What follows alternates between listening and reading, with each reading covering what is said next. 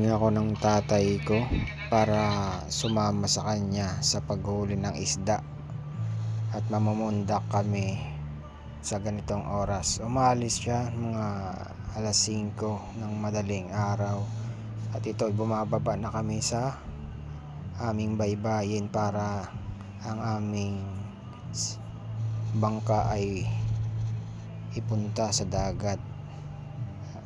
At abangan po ninyo ang mga susunod na mangyayari. Araw-araw ay ginagawa ito ng tatay ko. Ito na rin ang naging libangan niya. A few inches later. Nadayong gihapon na ito pag-upod sa ngawan.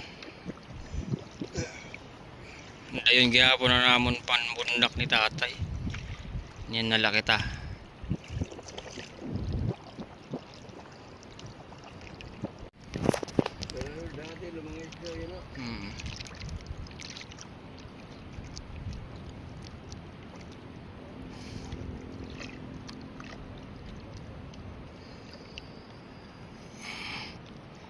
Mo pa yung kaagaw no, mo larga.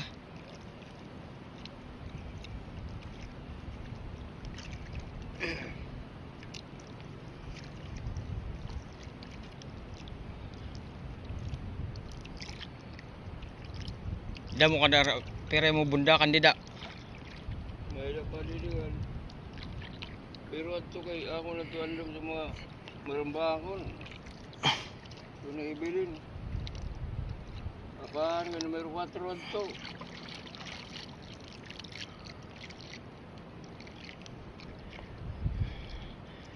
Ready kami sa kawan. Ya bundakan para makadakop na kami isda.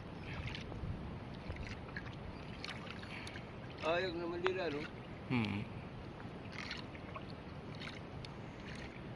Pwesto ko tadi mo. Pwesto ko sa arong, no? Pwesto ko sa arong. Ano din nga lugar oh. Hindi na lugar makita. Oo.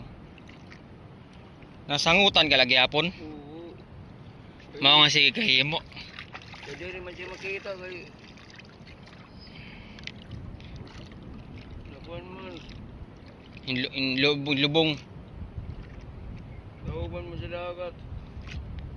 Tauban sa dagat, no? Nagmaram nga dalaga niya rapi kayo. Murumadlos gamay.